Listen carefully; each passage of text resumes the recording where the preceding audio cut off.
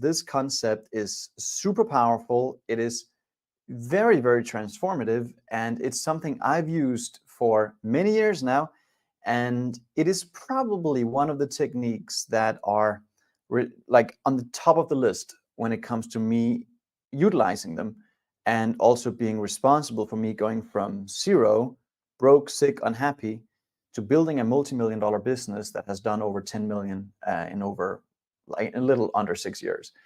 It's a massive quantum leap. And every time I had to advance to the next level, fear was a big part of it. But I also know that the results didn't come by accident.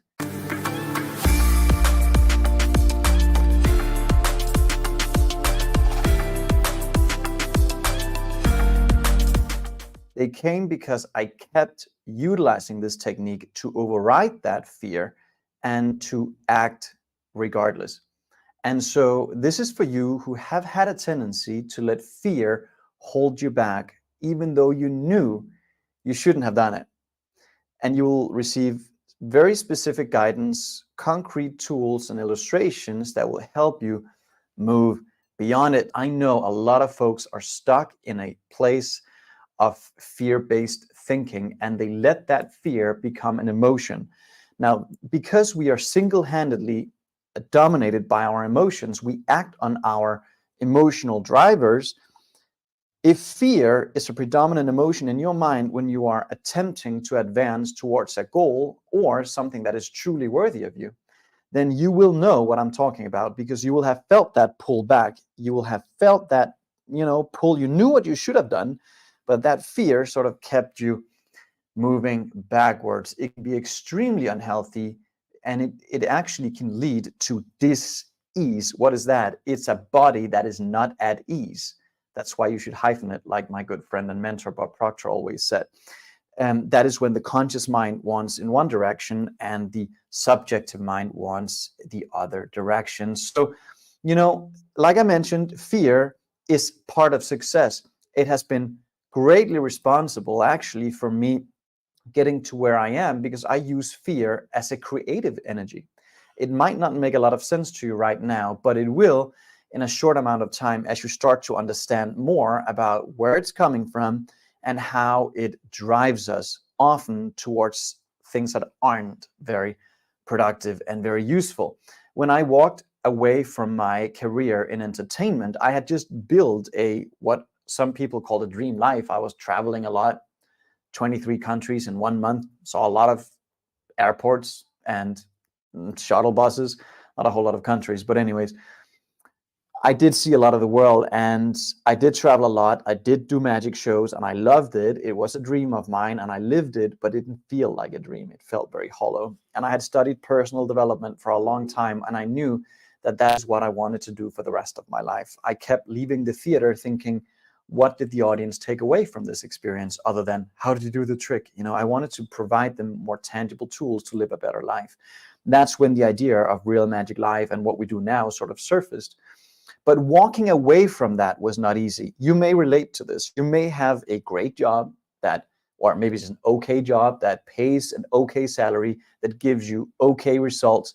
But at the same time, you might be afraid to get fired. That's sort of like crazy, right? You fear an outcome that isn't here yet, and yet you're tolerating something that you know is not for you. That's where I was. I was tolerating my life, my career in entertainment, and I knew there was something better. But I had crossed that threshold of fear many times prior. When I left my former home country of Denmark, I had nothing. I did not know how to make anything work in terms of what I wanted, but it did work because I started to overrule that fear-based thinking. You see, you and I have been programmed from birth with two fears installed in our central nervous system: the fear of falling and the fear of loud noises, and that is it. Everything else is social contagion. Everything else is social programming, subjective beliefs that are installed without your consent or without my consent. And those are the beliefs that cause you to let fear hold you back. You will receive very specific tools, guidance, and strategies that will help you move beyond the fear once and for all, so that you can do what I did, which is use it as a guide. So when I left Denmark, yes, there was fear, but I acted on my dream regardless. when I left my career in the entertainment business in favor of what I'm doing now, tremendous amounts of fear, but I did not let that hold me back. My goal was a more important, stronger emotional driver than my fear. When I started working with Bob Proctor, in fact, I created a program with him. Not a lot of people know that, but I did. In 2020, Bob Proctor and I became really good friends since 2016 when we met until 2020, when we, put that program out. And I knew I had to let go of the former version of my business and me in order to do this. And I let everything go. I just let a business go that I had just built up that already generated over $1 million in a year. Not a lot of people would do that. They would say, well, that's security, right? We have been brainwashed to think that resources outside of ourselves are resources, but that's not true. The real resources are the ones you have locked up in your mind, and more about that here. I'm going to illustrate these concepts with my iPad as well, so we will be moving through this, and you will be able to see more specifically what I'm talking about. So fear comes from social programming, most of it. Remember, we're only brought into this world with two fears, the fear of falling and the fear of loud noises. It's a natural preservation system. Everything else is programming where we have learned to put an equal mark between unknown and danger, right? You know that. You know that you have been conditioned to perceive unknown as being something dangerous. And automatically, your mind starts to measure everything you can lose. That's also that's a sort of normal, I should say not natural. It's not natural to think this way, but it's normal for a lot of people to think in terms of what they can lose the most. And what we need to do is recondition our mind and bring these tools to the forefront so that you start utilizing fear as a creative driver. So let's start looking at how the mind works. Once we do that, this will make more and more sense to you as we move past this. This little figure is called the stick person, and it was drawn by Dr. Thurman Fleet back in 1930 something. And he was a chiropractor, and he realized that when he was healing his patients and working on them, most of the time it was physical symptoms that originated in the mind. Well, your results on all levels originates in the mind. And so it's the mind that we have to go to gain an understanding of this problem with fear. And if we don't have a picture, if we don't have a mental image of the mind, then that becomes a problem because we don't have a complete understanding. So let's elaborate on this a little bit. The big circle is your mind. The small circle is your body. The big circle is divided in two. You have your conscious mind, subconscious mind, and your body. So your conscious mind is your thinking mind. That's the part of your mind that can originate thought. You can actually originate creative thinking, on that level. Your subjective mind is your emotional mind. That's where your subjective mind is controlling 95 to 98% of your habitual behavior, and that's also where your beliefs are locked up. So when we're talking about your fear, that's the part of the mind we have to work with. And so you and I are we're single-handedly motivated by our emotions. People do things for one reason and one reason only, because they feel like it. Feel like what? Well, they might feel fear, so they act on this pattern. They might feel hope, and they might feel a sense of prosperity, so they act on a totally different pattern. But if you want to learn how to govern fear and move beyond it so that it does not control you anymore, you have to learn to regulate your thinking and thereby your emotional mind, because we are controlled by our emotions. We have to learn to prime ourselves, change our perception, go through a process that I've used for years that has helped me tremendously, and that's the process you'll receive today. Utilizing this process helps you take control back of you so that you don't let the fear-based thinking and the fear-based conditioning take over and then ruin your goal for God knows how many times. Because if it happened in the past, it most likely will happen again if you don't actually go through this. So what we have to realize is that our emotional anchor has to be in the goal and not in the past. The fear is coming from the past. The fear is measuring everything you can potentially lose. Well, your goal has to be so strong, and that originates in the conscious thinking mind. That's where you can originate thought. And with your imagination, which is one of the strongest mental tools, coupled with your will, you can actually hold the image of your goal.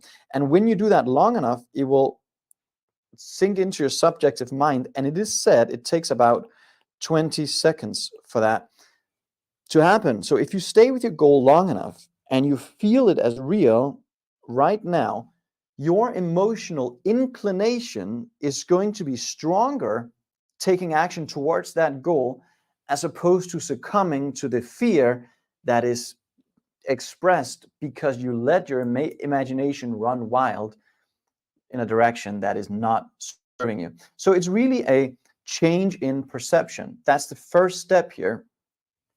Think about it. If you took a board, just like a big wooden board that is like this wide, and let's say you placed it on the grass and you were asked to walk across it, would you be able to do that?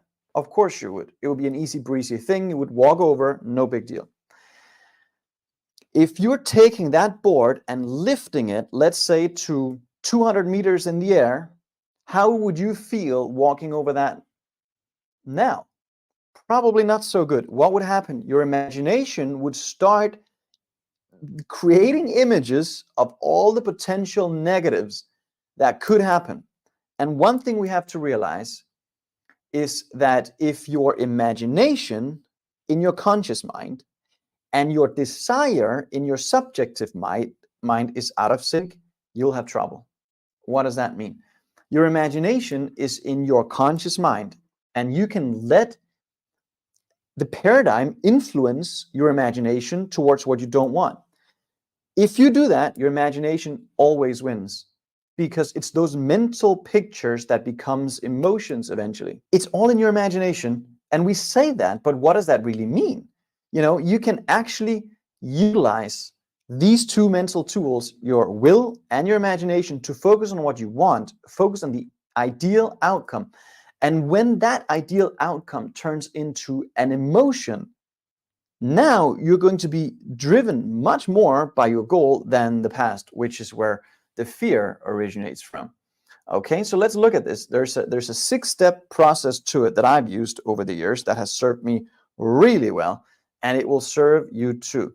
So back to the goal. We have to have a goal. You have to have a goal. If you don't have a goal, you're drifting, my friend. You want to make sure it's a goal that is truly worthy of you. I call it an impossible goal.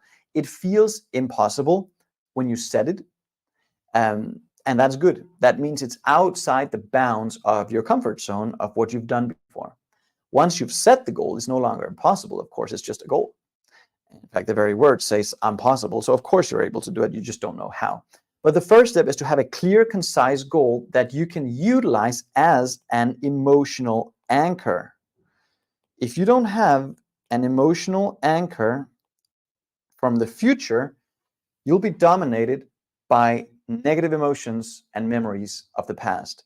And it's not just your memories, it's your parents, their parents, and all the crap that was programmed into you at an early age, and it was reinforced after birth. That is your biggest enemy here. It's not just your own paradigm and your own experiences you've had in your life, it's also your ancestors. So that's why an emotional anchor from the future is so important. That's where all decisions have to come from. Okay, so the goal is there. You know what you want. You get very clear on what you want. When you start identifying 3 action steps, and not just, oh, I gotta email this person. No, they have to be massive action steps. So I remember when I first set up my seminar, my first training with what I'm doing now, it was scary. I was really afraid when I put that deposit down to book that place. I had no idea if anybody would show up. But a handful of people did, and that was the beginning. But it scared me. When I was invited by Bob Proctor to speak on his stage for the very first time, there was 500 people in the audience, 120 countries live streaming. I was extremely nervous, very, very nervous. But I took that action step. I leaned forward with faith because I had an emotional anchor that was really strong. And Bob also made me aware that being nervous in front of people is extremely selfish. That's right. If you're nervous in speaking in front of people, it is most likely because your energy is inverted. You're thinking too much about yourself. That was me in entertainment for 20 years, always obsessed about what I thought people thought of me. And as I realized, many of them don't think anyway, so it's really, and it's none of my business. When I changed my paradigm and changed my focus to really think about what they think of themselves and looking at how I can contribute, that nervousness completely went away. But going into it, yes, I was nervous. Was it a massive action step? Yes. You will have things in your life that you can execute on right now that is in harmony with your goal, and you know what they are, but you've been procrastinating. You've been stopping yourself. You haven't allowed yourself to step forward with faith. This process will help you do that. Okay, so identify 3 action steps that you can execute on that are massive, that takes you out of your comfort zone immediately towards your goal. That's the second step. All right, now when you feel that emotion in your belly, and you will, you have to acknowledge it. Don't ignore it. Acknowledge it. Acknowledge the fear and ask yourself, where does it come from? That's the fourth step. So the third step is getting it out on paper. Getting it out in its ugly detail. How does it feel like? Is it in the stomach? How does it affect you? Out on paper. Spit it out. It's like a verbal throw up on paper. Just get it out. All right. And now the fourth step is really fun. When you start to analyze that fear, you will start to see that you are actually, again, utilizing your imagination against yourself. You are thinking of scenarios and outcomes and potential negatives. That is why you're experiencing the fear. So the more you analyze it, the more you realize how silly it is to utilize your own imagination, your God-given ability to create freely against yourself. That's kind of silly when you think about it. But you have to go through this process for it to become a visceral experience in your system. Okay? This is so important. It's not just understanding this. You can memorize this, take a note down, but unless and until you find yourself in that situation and actually apply it, you have no idea how to move beyond fear because you haven't done it. There's a difference between understanding something about something and actually understanding it. You understand it when you receive it intellectually, apply it emotionally, act on it physically, and the change in result happens. That's learning. Everything else is just gathering information, and a lot of people do that. They're obsessed with this material. They're personal development junkies, like I call them. They just, like, you might as well hook them up to the machine. All they sit there is a listen and listen and listen. They're so inspired, but they never act on anything because fear, to a large extent, holds them back. So the fifth step is to list potential positives. So now you have positives. Now you have to utilize your imagination for your benefit, and you will find that when you list out all these potential positives that can come out of you actually acting on this, the more faith you're going to build. And what is faith? Faith is the exact opposite to fear, and I'll illustrate that in a moment as well. So when you list out the potential positives, the sixth step, you let it happen. You can't provoke it. You can't force it. You let the sixth step happen. And it's a feeling of hope. It's a feeling of empowerment. It's a feeling of momentum. And you have started to recognize that fear is a mental illusion that was created by the way of your ignorance. You have actually done it to yourself. You've kept yourself in a mental prison. And that's what the sixth step is faith, and it's faith based on understanding. It's a different kind of faith. It's not blind faith. It's now you understand where it's coming from, and the next time you experience fear, you go, thank you so much for being here as my ally to show me I'm on the right track. You see, most people use fear as an enemy, use it as an ally to show you that you are on the right track. You would not, if you've been on the the wrong track is just keep doing what you've been doing. That's negation. That means everything starts going the same direction, which is the wrong way for a lot of people. You can either grow or you can disintegrate. And you cannot stay where you are. So if you don't embrace this and don't work with it, there's a big likelihood that things are going to start moving in the wrong direction. So let's take a deeper look at this and let's see the process. So these are the action steps. Okay, let's look at it from a psychological perspective. And by the way, the sixth step here was faith. I just wrote it out, but I think I forgot to share it. So sixth step is faith based on understanding. Now you build faith is something you allow. You can't force it. Like I say, force negates. So the more you try and force it, the more you actually move in the wrong direction. The more you relax, the more fun you have, the more faith you will build. But it's a different kind of faith. It's not blind faith anymore, like it might have been in other people's cases. That's why they don't win. So this is serial production of stick persons, as you can tell. How do you like that one? So good. We have to look at this again, and there's a big wall here. There's a 4-step process, a psychological process that we go through when we're moving beyond fear. So the first step is you right here.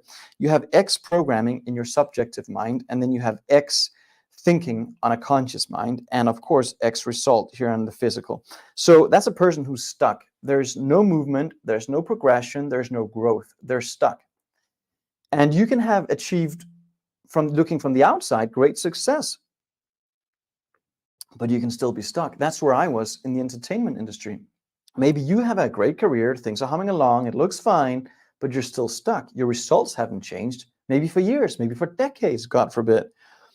So maybe you watch a video like this, you attend a seminar, you attend a program, you start looking deeper into it, and you'll find that you start to think different thoughts now.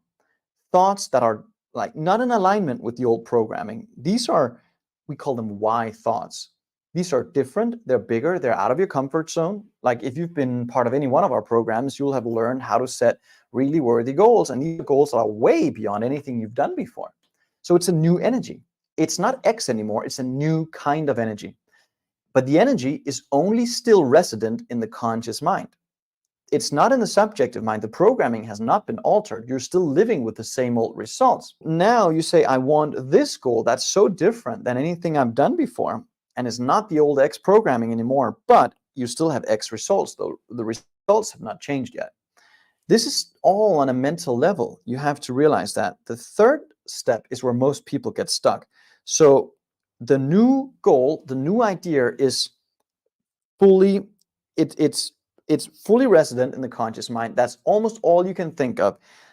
You go from you keeping the goal alive to, over a certain period of time, it's the goal actually that keeps you alive. And that's a beautiful thing, beautiful energy to be in. But the old programming has not left yet. It's still X partly, but you have started to act on Y, the Y idea. You have started to execute on those action steps like we talked about before. And remember what happened? The third step, fear. What happened?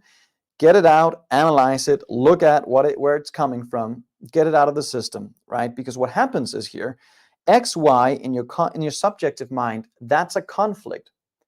That's two energies that are not in harmony. And remember, everything on a subjective level has to express itself with and through the body that you live in. And so what happens? The body sets up a vibration of fear, anxiety, and that's the physical expression of fear that is in many ways self-imposed, because we're imagining what we don't want. And this is what people who are not aware of this concept will do. They will say, well, they're up against this barrier. They're about to make a decision that could alter the course of their life. They're about to step out into freedom, into do what they really want to do or something else. And the paradigm convinced them that they should just wait a week more, 2 weeks more, a month more, a year more. Let's wait until the kids grow older. You hear all these beliefs, right? All this crap that comes up. And then people rationalize their idea down the drain. That's what happens. That's not healthy. That's what people who do not understand this will do. But you know differently now. You know that the physical expression that you experience is an energy conflict in your subjective mind. You have made a decision that you're going to take conscious control of this. Utilize the steps from before, and the more you analyze the fear, the more you list the potential positives, the more faith you will build. And guess what happens? The more faith you build, the more you're going to crash through this barrier. You're going to act anyways. And yes, it might be scary, but if your emotional anchor from the future is just 51% bigger than the emotional pull from the past, you're in good shape. You're in really good shape. That means you crash through the barrier, and what happens on the other side of that barrier is a beautiful state. It's a beautiful state where the new goal is resident in your conscious mind. It has taken over subjectively. You have changed the vibration on a physical plane, and you've altered results. You have broken through that barrier, and we see that with people in our community time and time again. And on the other side of that, this is when it becomes really interesting. Now, it never ends. There are some good questions here that ask, how about successful people? Do they not just experience fear? Of course they do, but they don't let it control them. So what happens is, the first time you do this, you go, now I get it, what it was. I understand how it felt. Now you set a new goal because you've actually achieved it, right? So you set a new goal that might be Z, or Z, as we say in English. So you have to go through the entire process again. So now C, becomes the old Y, and we have to start with another idea. And not for the sake of the idea, but for your sake, to make sure that you keep growing. It's a never-ending process. So yes, people, and the beautiful thing is you raised your conscious level of awareness in this, and you cannot go back. You will never be that uncomfortable again with the same situation. Of course, there'll be other things that you're going to be uncomfortable with, but you're going to keep reminding yourself to utilize these 6 steps, to watch this video, watch these 4 phases that you go through, and it will start to really, you will start to anchor it in to a point where it becomes an experience. It's not an understanding anymore, it's an experience. And you live with it, you acknowledge it, but you don't let it control you. And so why are we so afraid to fail? We're afraid to fail, like I said before, because we're programmed to measure anything we can lose. And so faith and fear are the 2 polar opposites to this. The more faith we have, the less fear can control us. But these are 2 emotional states, and they're working alongside each other. Let's take a look at this from a different perspective. This is another wonderful illustration that we could all benefit from studying together, and it's Bob Proctor's great work as well, that he was able to translate before his physical departure from this plane. But I know he's still here energetically, and I know he's watching. So we have the negative pole and we have the positive pole. That's a law of polarity. There's 2 sides to everything. And that's another thing. The more you study these concepts, the more you study universal law, the more ease and the more flow you will have in your life, because you realize there's a duality to everything. So if you're hyper fixated on one aspect of an issue, you also recognize there's the polar opposite that you could actually choose to lean into, and that will give you more of what you do want, but not without controlling your imagination more. Like, again, if your imagination and your desire is out of sync, 100% of the time, your imagination wins. It takes off. So we have a negative concept of doubt, worry. If you let that permeate here on the conscious mind as a negative concept, maybe you worry about next month's results or whatever is going on. If you let that happen, doubt and worry, that becomes fear on a subjective level. It becomes an emotion, right? And now that emotion, like we talked about before, we're driven by emotions. The emotions that we experience are usually what we act on. So that fear has to express itself. And how does it do that? Through the body, of course. That's the only way it can express itself. You're utilizing the marvelous storehouse, beautiful, magical storehouse of your mind against yourself. And that fear is expressed in anxiety. And that is not expressed, that's suppressed.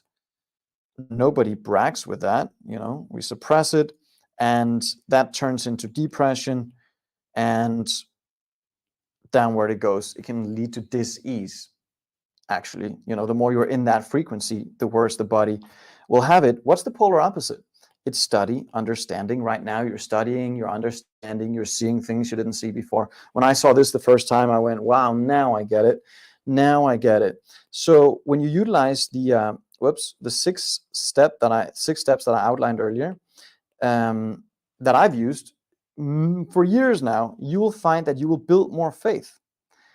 And you originated a new concept. You've studied this, you understand it more. That leads to anchored faith. You are changing your perception. You're aligning yourself with the law of polarity. You're looking at the other side now. You're understanding that the potential positives far outweigh the potential negatives. And that doesn't lead to anxiety. That leads to well-being. And well-being is not suppressed anymore. It's expressed to the world. You see it from a mile away when somebody is in a great state. They're in a great mental, emotional, and physical state. They are living with faith. And that is expressed to the world. That doesn't lead to depression. That leads to acceleration. And that, of course, leads to growth. So it's two completely different energies. But if you don't utilize the 6 steps and change your perception on the situation, you will most likely end up letting fear govern you. And most people are focused on the physical because they think that that's where things come from. And that's not true. That's where things end up as a result of a transmutation of energy that takes place with and through you. So, if we don't get this, we look at the physical as the place where resources are, and that's an illusion. That's a mental illusion. And why does that happen? Because we've been programmed to live through our senses. Do you see what I'm saying? And do you hear what I'm telling you? Do you see what I'm saying? All these things, like since we were kids and we log into the physical world automatically, but disassociating more and more from the physical to the mental is where freedom is. Because now you work with the transmutation of energy, which decrees that energy forever moves into form, through form, and back into form. There's a continuous energy flow. Right now I'm in Denmark and it's beautiful. Everything is blooming, it's green, it's lush.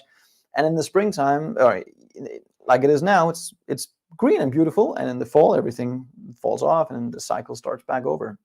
That's a transmutation of energy. Well, you transmute energy as well with and through you.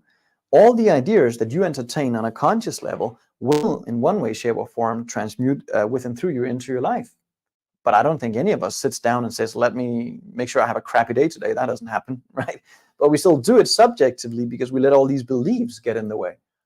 We don't let that energy flow freely with and through us.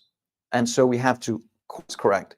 We have to lean over more into faith, disassociate way more with the physical, lean over to your infinite storehouse, which is within your ability to create. You're a creative being. You can do that right now.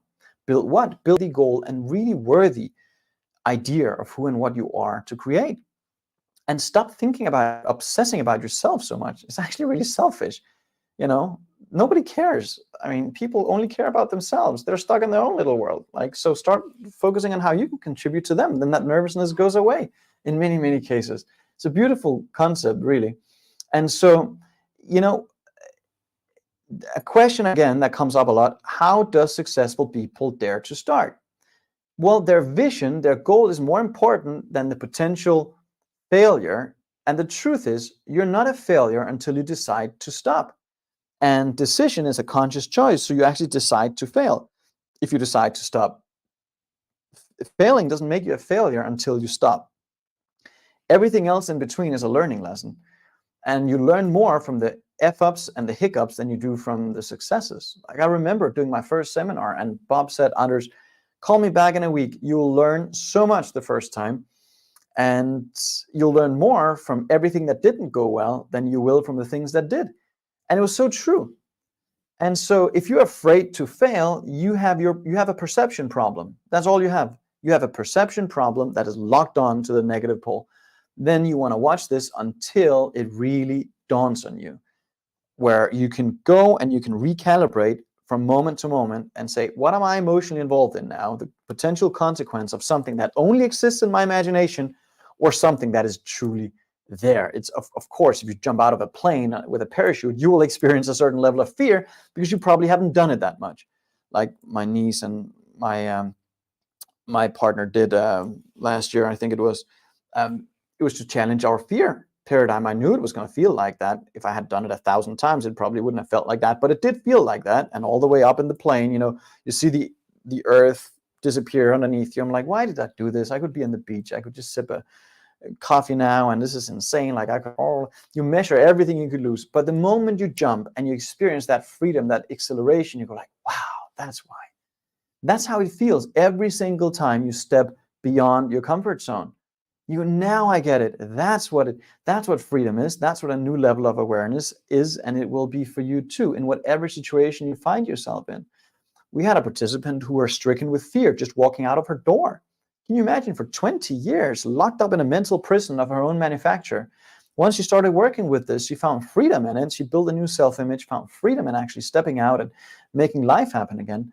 And so fear looks different to all of us, but it's the same root cause. We are utilizing our God-given mental tools against ourselves. That's really the root cause here. And it doesn't take a strong mind, but it does take an aware mind. You have to remain aware. Aware of what? What is the pattern that's controlling me right now? Why do I think like this? Why do I sit here and worry about something that isn't real yet on a physical level, but I'm thinking life into it a month in advance? Like, that's insane. That is literally insane. Why would we do that? Because of our ignorance. We don't understand. We don't know. And so what you and I need to get better at is writing all the potential positives out every single time. And when we do that, we recondition the mind over and over again to focus on the potential wins as opposed to the potential losses. And that's when we've done a great job, because now you're not letting that programming and that feeling control you as much as before. And so somebody else asked, what does a goal have to do with fear? It has everything to do with fear if it's a worthy goal. If it's a truly worthy goal, you will have to experience that emotion in one way, shape, or form. Otherwise, it wouldn't be worthy of you. Think about Elon Musk. When he launched SpaceX, there was enough to launch that rocket 4 times. That was it. He sold, all his PayPal assets, everything. Did this. He knew there was enough for 4 launches. And if the 4th didn't work, it was bottoms up. That was it. He was willing to put his entire personal fortune on the line because he believed so much in it. Now, are we willing to do that? Are you willing to bet the farm on your idea, go for your goal, and do what really scares and excites you at the same time? Most people are not. They're so risk adverse that they're married to their comfort zone, and the comfort zone ends up owning them. That's right. The comfort zone actually ends up owning them. And that's so sad when you see a person who has infinite potential living within the bounds of such constrictive little fear-based world. And what is the only antidote is to have a worthy goal. Take yourself out of the comfort zone, because it literally kills us. The comfort zone literally kills us.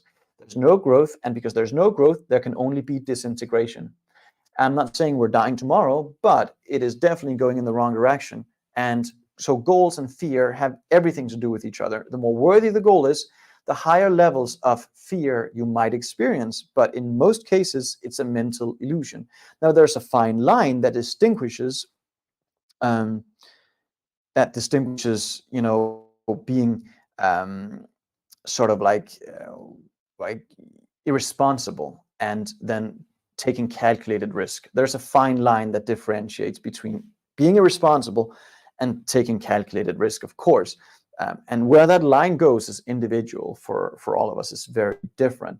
But you have to be willing to bet on yourself. No one else is going to do it for you. And why was it that so relatively few people stepped out and really made their life great in all areas? What was it that made them do extraordinary things? They were led by a vision so much bigger than themselves. It wasn't about them. It's not about, I'm going to be a fearless person so I can go on. It's not about you. It's about the vision. It's about your goal. It's something that contributes to the world in such a bigger scale than what you're living right now. Joseph Murphy talks about that in his beautiful book, The Power of Your Subconscious Mind, where he says the goal is not does not have a full circle to it until you think about the effect that that goal will have on your fellow human beings. That's a worthy goal. Now you have something that's truly worthy of you. So it's not just about your own personal gain. It's about how the world becomes a better place because you're in it, and nothing moves in this world had it not been for you. You're an essential part of this whole thing. And so don't undervalue yourself. You are like the most incredible expression of spirit. You are perfection in human form. Make sure you utilize that perfection to go for what you really want. But you won't do that if you allow fear to stop you. So this is a big part of the game. It's an essential mind illusion to overcome. And that's what my purpose is on this planet, is to help you overcome your limiting mental illusions so that you can step out and create the goals and the quantum leap results you've always dreamt of. And we do that by overcoming one illusion at a time, sometimes with theatrical magic, and sometimes with iPad magic, and sometimes with you and me right here. But regardless of the avenue, whether it's at one of our Real Magic Live events or in our programs or here, you are growing every day when you keep working with this. Every time you overcome one of these mental illusions, you're growing. You're growing to the next awareness level, and you can never become unaware of it again. That's the beautiful part with this work. You know, it's like you don't pop chicken back in the eggs either. You cannot go back from the awareness that you have achieved as a result of this. But you haven't learned anything until you set that target, identify an action step today, and actually execute on it, and feel that feeling of in the stomach. Now, when you learn to navigate that and you learn to manage it and mitigate it and change your perception on it, that's when you've learned something truly valuable, something that will help you achieve and attain all the goals you desire for the rest of your life. Thank you so much for watching this video. I have linked to a couple more right here that I think you would like. Now, until next time, it's not who you are that holds you back, it's all the illusions of who you think you're not. This is Hansen. Thank you.